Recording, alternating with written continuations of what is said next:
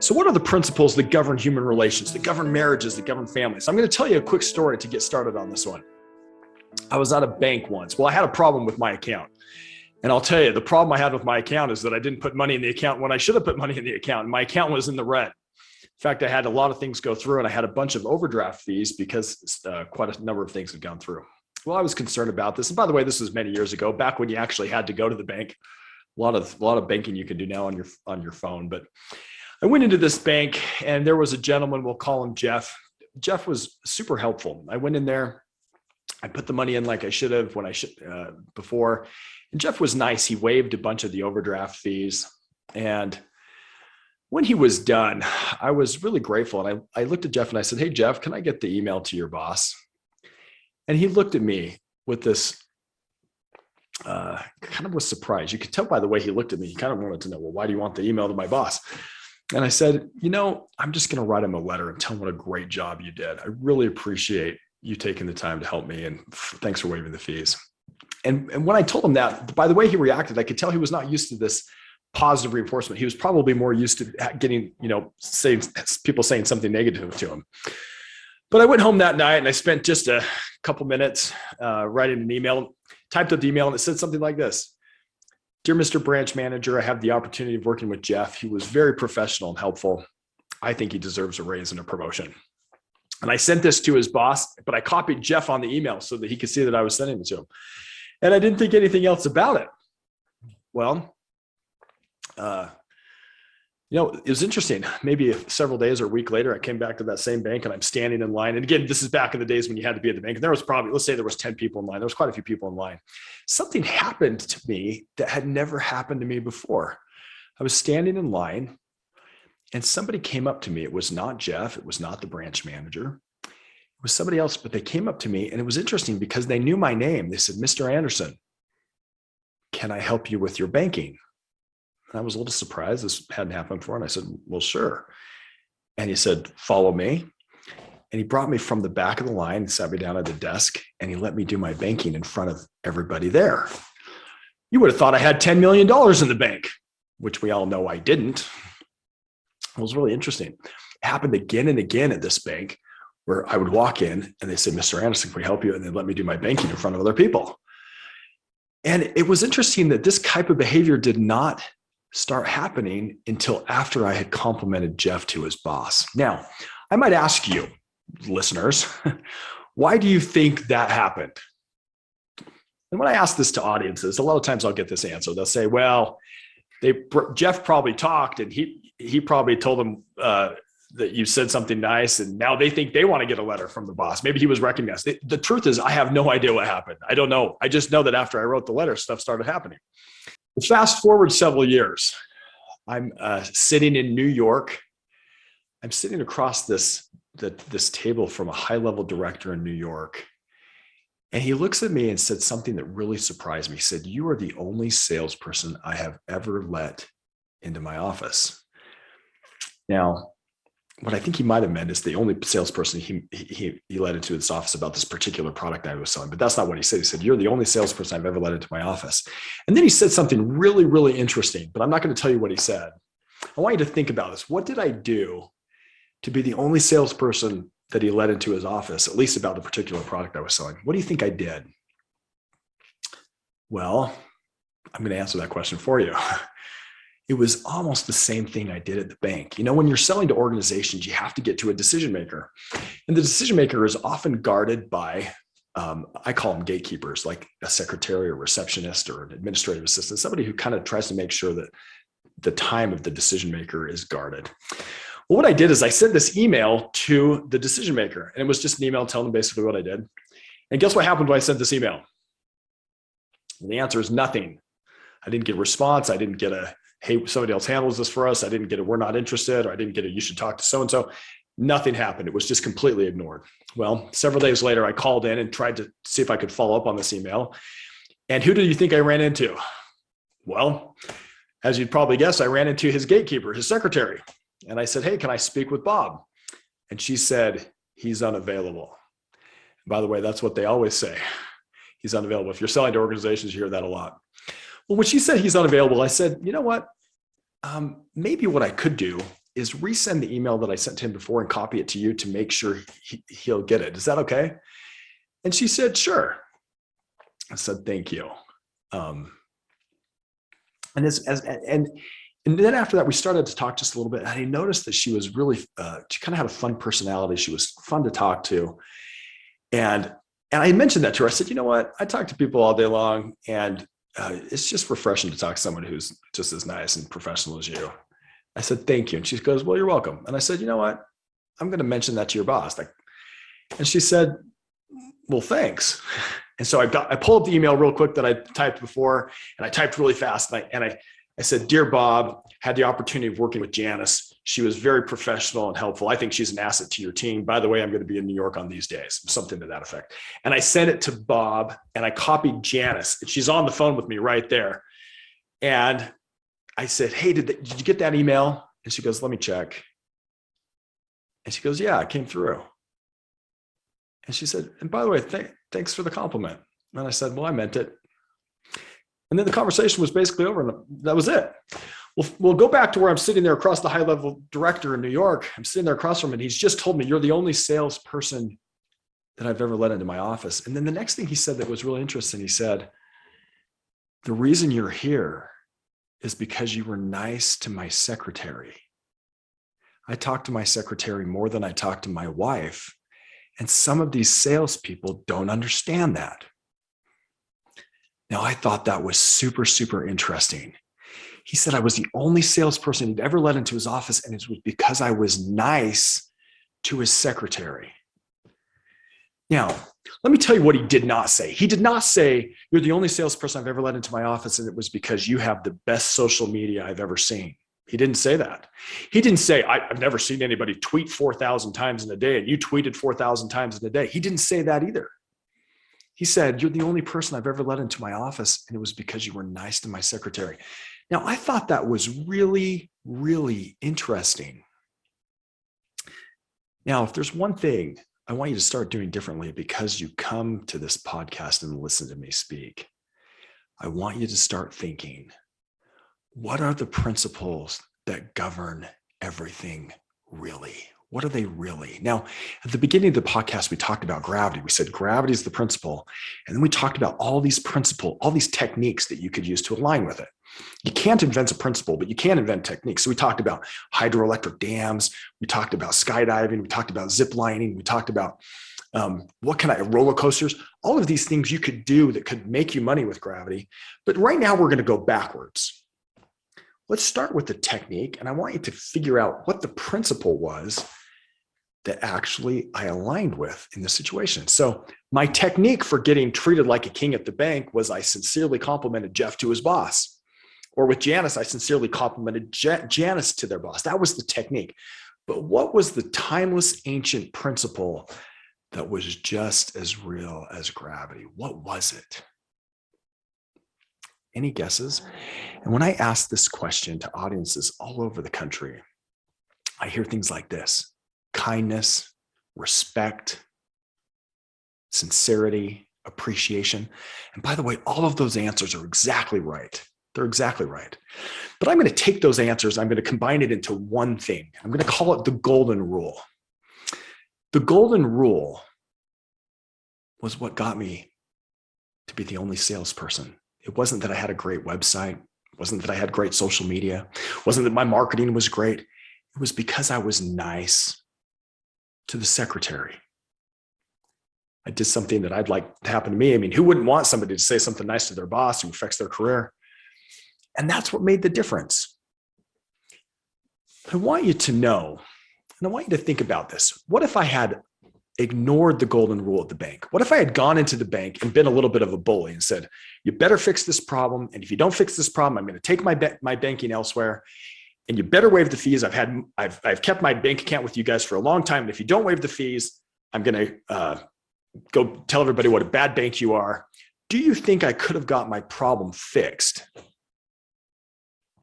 The answer is, in the short run, I could have. In the short run, you can violate a principle and you might get a short-term result. You could do that. But what would have happened when I came back to the bank a week later or several days later? What would have happened? Well, it's probably something like this. They would have said, watch out for that guy. He's a little bit of a time bomb and he's a little bit of a mean guy. Maybe make him wait a little longer. Would I have been treated like a king if I had been a bully? The answer is no. So here's the thing. Gravity is just there. I can make $1 million with my hydroelectric dam or my ski resort, or I can fall off a cliff. The golden rule is just there. I can treat people like I want to be treated, or I can ignore it and be a bully. Figuratively, I'll fall off a cliff. I've seen it happen in business to a lot of people. So here's my question with this. We know that the golden rule is like gravity. Remember when we had gravity, we could come up with, probably in like 2 or 3 minutes, we listed 5 or 6 different ways to align with gravity. There's probably 100 different ways to align with the golden rule. What are ways that you can align with the golden rule with your children, in your marriage, in your relationships, in your business relationships? What can you do to align with that? Now, have you ever seen a parent, the kid walks in and the parent says, I can't believe you stayed up till 3 o'clock in the morning last night and you didn't make your bed and you're hanging out with the wrong kids and you're playing video games all day. What is that parent doing? Well, I'll tell you. Let's back up just a little bit here. The golden rule, I studied psychology in school, and it's really just the golden rule. And for any of you who are psychologists, I hate to say this, so please forgive me. Sometimes, not all the time. Sometimes psychologists make things a little more complicated than they are. A psychologist would say, oh, I know what you did. You did something called positive reinforcement. Do you know what positive reinforcement is? Anyone out there? Well, let's talk about it. Positive reinforcement is where you catch people doing something right and reward it. So in other words, when I ask questions of class, a lot of people raise their hand. I'll have some people say, well, if you positively reinforce a dog, if you tell it to roll over and he rolls over and you give the dog a treat. I said, that's exactly right. When you see a behavior that you like, so the dog obeying you, you reward it immediately. Well, with human beings, with children, with spouses, with business relationships, in many situations, not all, but most situations, attention is very rewarding, especially with small children. So if you can think of behaviors as seeds and attention like water. So if you can imagine a pitcher of water in my hand and I have these seeds, I'm going to water the behaviors I want to see grow with attention. But here's the thing. If you give attention to negative behaviors, you're actually making it more likely that those negative behaviors will continue. So when the parent says, I can't believe you stayed out till 3 o'clock in the morning last night and you didn't make your bed, even though that parent thinks that by bringing it up, he's going to make the behavior go away, what's actually happening is he's watering the behaviors he doesn't want to see with attention. Do you see that? And he's actually making it more likely that those behaviors will occur again. Well, I got to tell you, I'm a dad. My kids were born, they didn't come with a manual, which means I got to figure it out, just like you. And I sometimes, this sounds horrible, I try experiments on my own kids, okay? So one time I had my daughter knocked on the door and she said something like this. She said, hey, Dad, guess what? I got ready for school and I made my bed and I made my lunch and I'm ready to go. And I thought to myself, because I'd learned about positive reinforcement not too long before that, and I thought, man, this is a behavior I want to see grow. And I went to my wife in the closet and I said, you know what, let's see if this positive reinforcement stuff works. Let's see if we can give this a lot of attention. And so I went out there and I said, wow, your bed looks great. And you made your lunch. Wow. And I laid it on really thick, gave her a lot of attention for it. My wife did the same. So she laid it on thick. Well, guess what happened? She did the behavior again. And we kept watering that behavior with attention.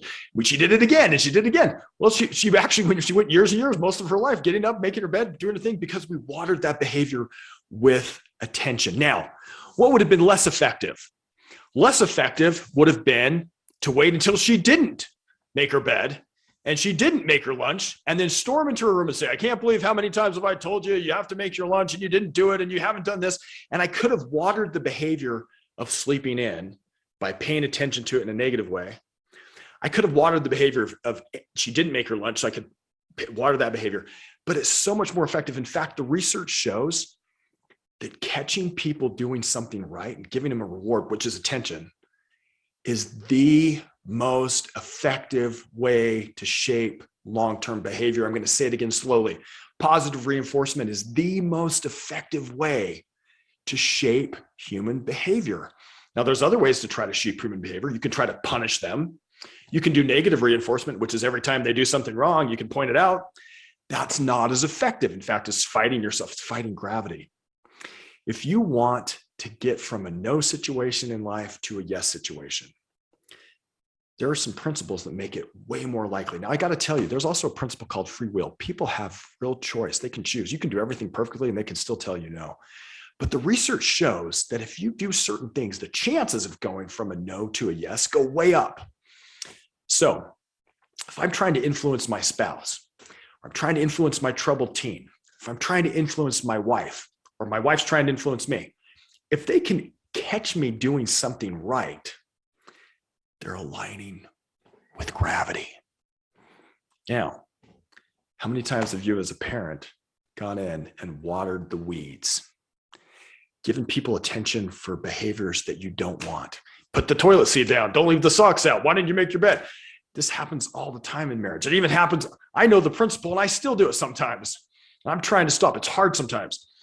But if you can catch people doing stuff right, the research has shown that the best way to get rid of problem behavior is to focus on good behavior. Did you hear that? I'm going to say it again. The best way to get rid of problem behavior is to focus on good behavior. Now, for those of you parents out there who are wanting some good resource, there was this book written by Glenn Latham. It's called The Power of Positive Parenting. Genius book. I'm going to try to tell you one of the stories. I hope I'm telling it accurately.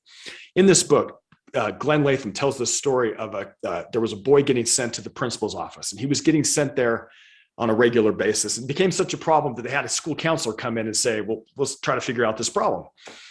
And the counselor sat in the back of the class and noticed that the boy was doing a lot of things right, but the teacher was giving zero attention to the boy. But as soon as the boy would do something wrong, the teacher would say, oh, there you go again, and write his name on the board. Then you do something else and get a check mark, and you do something else and get another check mark. And of course, people are paying attention to the boy, like he's kind of, the teacher's paying attention, the kids are paying attention. And finally got to the point where they had to march him down to the principal's office. And when they took him to the principal's office, they sat him right next to this window. Well, it happened to be this window was where a lot of kids could come by, and a lot of kids would give him attention and wave to him in the window. And, eventually the principal would come in and say, no, why are you doing this? And give him a lot of attention. And so what was happening was actually really predictable. The boy was getting zero attention for doing stuff that was right, and a lot of attention for doing what was wrong. So of course he was doing what's wrong, because the principle of gravity, by the way, you can say, I don't believe in gravity. It doesn't make gravity not work. You can say, I don't believe in positive reinforcement. You don't have to believe in it. Gravity's still there, and you still can build a hydroelectric dam and be very successful, or you could fall off a cliff. The principle of the golden rule and positive reinforcement, by the way, who doesn't want to be rewarded for good behavior? That's kind of part of the golden rule, isn't it? Like positive reinforcement is rewarding for good behavior. And you can either align with that or ignore it. So in your marriage, if you go around and point out all the little things they do wrong, what you're actually doing is watering the behaviors you don't want to see grow with attention. If you want those behaviors to go away, the research has shown that if you can catch your spouse or your children or people in your business life doing something right, the ability to influence them goes up. So my challenge to you today is, how can you do that? Will you catch your spouse or your children doing something right? And by the way, I'm not trying to say you should do this just so you can get your way. Because remember, they still have free will. You could do it and they could choose not to be influenced by it. But the research shows that chances go way up. Now, I'm not talking about using this principle so you can manipulate people. That's not what I'm talking about at all. I'm talking about it so you actually become the kind of person that sees the good in other people. So let me give you an example. I went to the oil change place. These guys, they came out, they wiped my windows, and they vacuumed the floor, and they did a really good job. They changed the oil really fast. And I thought, you know what? I like this behavior. Let's see if I can reinforce it. So I did the same thing I did at the bank and with Janice and Bob in New York. I said, go get your boss over here. And I said, the boss came over and the guys are standing right there. And I said to the boss, I said, these are exactly the kind of people you want working for you. When you get promoted, will you drag these guys into your spot? And the guys were surprised. which, by the way, most people, when they get positive reinforced these days, are so surprised because the world is awash in negativity. If you can catch people doing something right, you will become a light to them. Well, here's the interesting thing. I didn't think anything else about it, but I come back to the same oil change place. I come back, a while later, they remember who I am, and I don't even have to bring the coupon. They just say, give that guy half off. Isn't that interesting? My wife and I were at a restaurant. There was a girl who came up to us, and she was super fun. We were bouncing kind of jokes off of her, and she was doing stuff. Did the same kind of thing. Got our boss over there, complimented her to her boss, and said, I'd come to this restaurant just because of this girl. And it was interesting. After the boss had left, she came back around, and she was trying to not choke. She was kind of trying to keep the tears from coming back. And she said to my wife and I, she said, you are the best table I've ever waited. If you really want to go from a no situation in your marriage to a yes, if you want to go from a no situation with your kids to a yes, start catching them doing something right. The little garden variety weed behavior, they leave their socks out, the toilet up, just ignore it. But when they do something right, and they do more right, just like the boy in the school, there's more right out there than you think. Give them attention. Give them what they like. By the way, that's the first principle we're talking about today on the Principle Podcast. We hope you join us again. Thanks for listening.